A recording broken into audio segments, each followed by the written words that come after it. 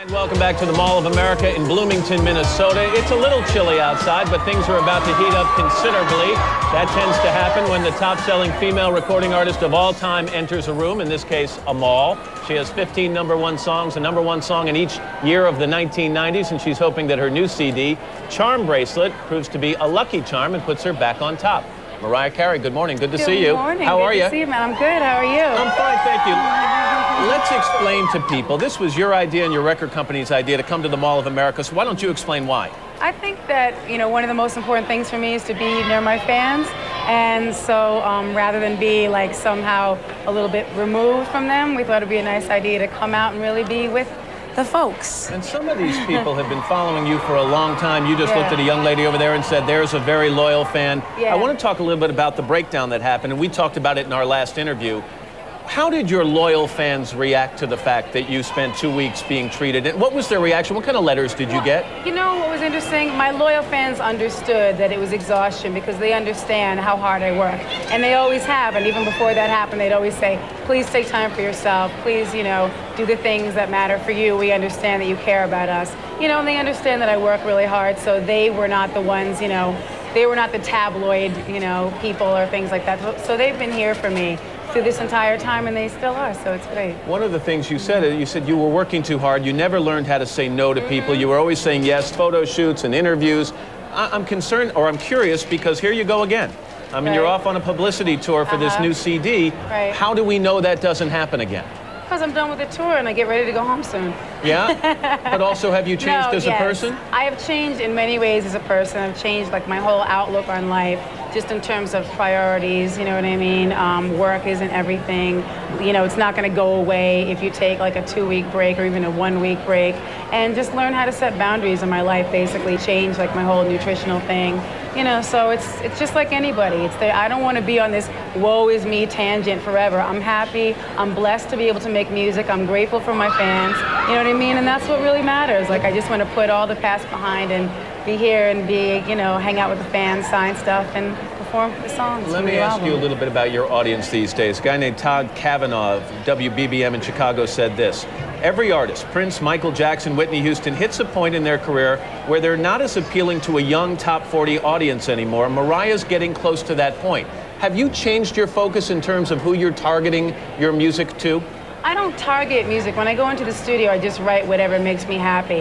And I think everybody last year had to have an angle that they took in terms of how they wrote about what happened and what their take on it was. And I really kind of disagree with that because it's not about getting to a point where people don't relate to. It's about doing the music that, comes from within. So I don't know what to say. I haven't really changed any direction, just sung from my heart and written songs from my heart. You said in the past, and you said to me, you're not crazy about the business side of the business, but it's a necessary evil.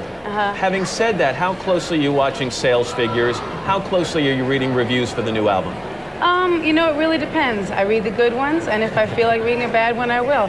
But, it's interesting when you bring up different artists that have spanned, have had careers that are like 20 years long, and it's like I grew up watching those people, and I guess people have a different perception of me because I've made an album every single year since I was like basically right out of high school. So I mean, I don't think I've hit any type of point where it's like fans don't relate or this or that. I put out a soundtrack last year. This is a Mariah Carey album as opposed to a soundtrack attached to something totally separate. And it's with a brand new record company. It's with a brand new record company, which I know you feel good about because you weren't feeling good about the last situation, but how much pressure to get off the mark strongly with this first CD?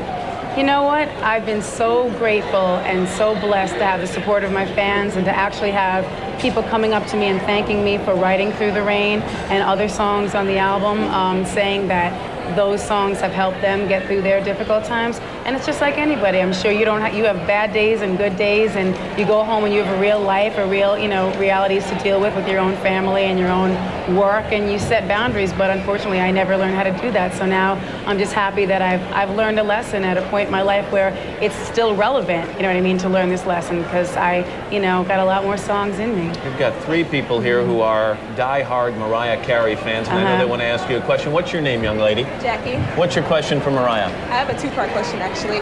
Are you going on tour next year? Yes, I am, Jackie. Are you coming here next year? Yes, I am, if you're going to be there. Of course I'm going to be there. All right, sir, what's your name? Mohammed. Hey, I have Mohammed. a question for you. Okay. You've been to Minneapolis quite a few times, and I was wondering, what's your personal opinion about Minneapolis? Well, it's really difficult because, like, most of the time I'm here, I'm working, and I've done a lot of, I love you too. I've done a lot of, you know, spent a lot of time in the studio, but haven't had a chance to, like, even come here. So, you know, I went yesterday, went on the roller coaster in the mall and all that stuff. You know, it was cool, but mainly meeting the fans is always, like, my favorite I thing. have a lot of fans in Minneapolis, And they I'm all love excited you. about that, so, yeah. Young lady, what's your name? My name is Stephanie, and I had a question to ask you.